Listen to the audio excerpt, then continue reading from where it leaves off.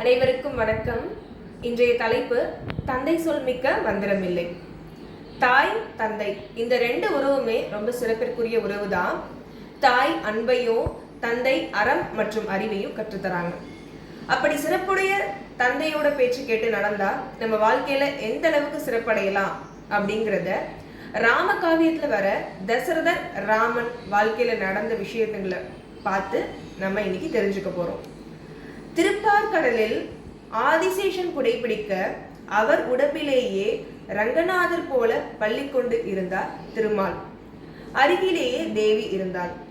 சுற்றிலும் தேவர்கள் இருந்தார்கள். அப்படி அழகுடைய திருமாலையே தன்னுடைய மகனாக பெற்றெடுத்தார் தசரதர். எல்லா தந்தைக்கும் தன்னோட குழந்தைங்க அழகானவங்க தான். நம்ம ராமரை பத்தி சொல்லவே தேவையில்ல. அப்படி அழகுடைய ராமரை தன்னோட மகனா பெற்றெடுத்த தசரதர் அவரை தன்னோட உயிரா நினைச்சு அன்பை காட்டி வாழ்ந்துட்டு இருந்தார். இப்படி காலகட்டம் போய்கிட்டு இருந்தப்ப விஸ்வாமித்திரர் தசரதர்கிட்ட வந்து, காட்டுல நாங்க முனிவர்கள் யாகம் செய்யறப்ப அரக்கர்கள் அதை தடுக்கிறாங்க, அதை காப்பாத்த உன்னோட கரிய மகனான ராமனை எங்க கூட காட்டுக்கு அனுப்பி அப்படின்னு கேட்கிறாரு. இதை கேட்ட தசரதர் யமனே வந்து தன்னோட உயிரை கேட்ட மாதிரி உணர்ந்தார். அவரோட குரு வசிஷ்டர் வந்து, உன்னோட மகன் ராமன் என்கிட்ட கத்துக்கிட்ட கல்வியை விட இந்த முனிவர் கூட போனா இன்னும் நிறைய கத்துப்பான், வாழ்க்கையில இன்னும் சிறப்பான இடத்துக்கு போவான் அப்படின்னு சொல்றாரு. தசரதரும் தன்னோட குரு பேச்சை கேட்டு ராமனை கூப்பிட்டு காட்டுக்கு போக சொல்றாரு. அது மட்டும் இல்லாம ராமர்கிட்ட விஸ்வாமித்திரர் தான் உன்னோட தாய் தந்தை, அவங்க சொல்ல கேட்டு இனிமே நடந்தா நீ வாழ்க்கையில இன்னும் சிறப்பான இடத்துக்கு போவ அப்படின்னு சொல்லி வழி அனுப்பி வைக்கிறாரு காட்டுக்கு. ராமரும் முதல் முறையா தன்னோட அப்பா பேச்சை கேட்டு எந்த ஒரு மறுப்பும் தெரிவிக்காம தந்தை சொல்லே மந்திரம் அப்படின்னு சொல்லி காட்டுக்கு கிளம்புறாரு. அப்படி போறப்ப அவருக்கு நிறைய சிறப்புகள் நடக்குது. சிறு சிறு இடையூறுகள் ஏற்படலாம், அதுவும் இறுதியில நன்மையை அடையும். முதல் விஷயம், தாடகை அப்படிங்கிற அரக்கிய வதம் செய்யறாரு. ரெண்டாவது, அகலிகைக்கு சாப விமோசனம் கிடைக்குது. அடுத்து திருமணம் அப்படிங்கிறது வாழ்க்கையில எல்லாருக்கும் ஒரு சிறப்பான விசேஷம். அந்த திருமணமும் அவருக்கு இந்த காலகட்டத்துல தான் நடக்குது. தெய்வ தாமரையில் வீற்றிருக்கும் சீதா தேவியை அவர் திருமணம் செய்யறாரு. திருமணம் முடிஞ்சதுக்கு அப்புறம் எல்லாரும் அயோத்திக்கு வந்துடுறாங்க. இப்படி காலங்கள் போய்கிட்டு இருக்கு. கைகேயி தசரதற்ற பெற்ற வரம்படி ராமர் திரும்ப காட்டுக்கு போகணும் அப்படிங்கிற பேச்சு வருது. ராமரும் இரண்டாவது முறையா தன்னோட அப்பா சொல்லே மந்திரம் அப்படின்னு சொல்லி காட்டுக்கு போக கிளம்புறாரு. வாய்மைக்கு உயிர் கொடுத்து சத்தியத்தை காப்பது ராமனோட கடமை. இப்படி அப்பா பேச்சு கேட்டு ராமர் இரண்டாவது முறையா காட்டுக்கு போகிறப்ப இன்னும் நிறைய நன்மைகள் அடைகிறாரு. அது என்னென்ன அப்படின்னு நம்ம ஒவ்வொன்றா பார்ப்போம். ஒரு மனுஷனுக்கு வாழ்க்கையில எல்லாமே சிறப்பா கிடைக்கிறது அப்படிங்கிறது ரொம்ப பெரிய விசேஷம். ராமருக்கு அப்படி என்னென்ன சிறப்புகள் கிடைக்குது அப்படின்னு நம்ம ஒவ்வொன்றா பார்க்கலாம். முதல்ல, சிறந்த நண்பனான குகனை அவரோட நண்பரா பெறுறாரு.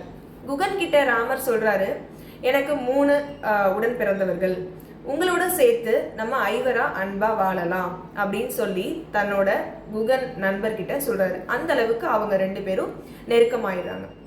அடுத்து, இயற்கையோட ஒன்றி வாழ்றது அப்படிங்கிறது ரொம்ப பெரிய விஷயம்.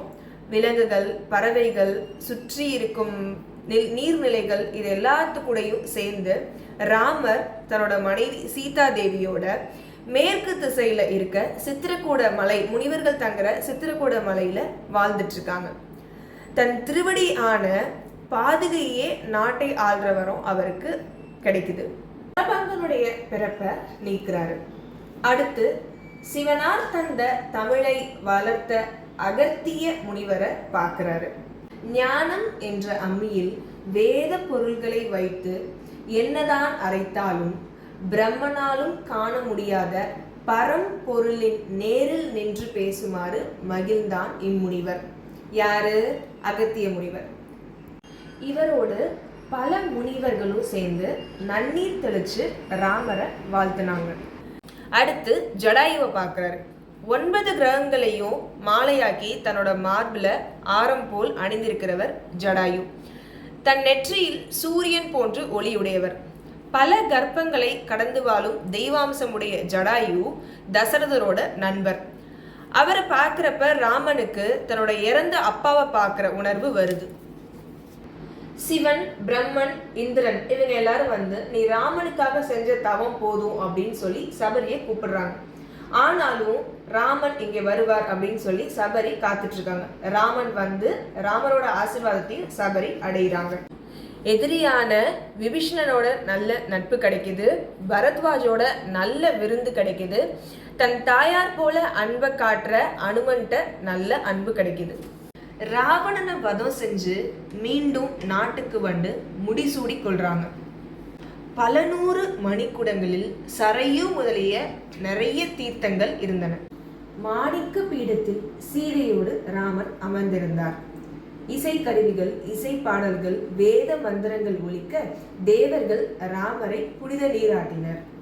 பெரியோர், தவசிகள், வேதியர்கள், சுக்ரீவன், அனுமன், விபீஷ்ணர் இவர்கள் அனைவரும் ராமனுக்கு அபிஷேகம் செய்தனர்.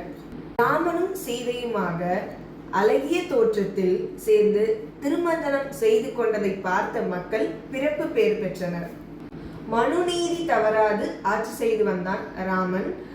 யாவரும் மகிழ்ந்தனர். இப்படி பல சிறப்புகள் அடைந்த நம் எல்லோருடைய தந்தையான ராமனை நாம் வழிபட்டு வாழ்க்கையில் உயர்வோம். ஜெய் ஸ்ரீராம்.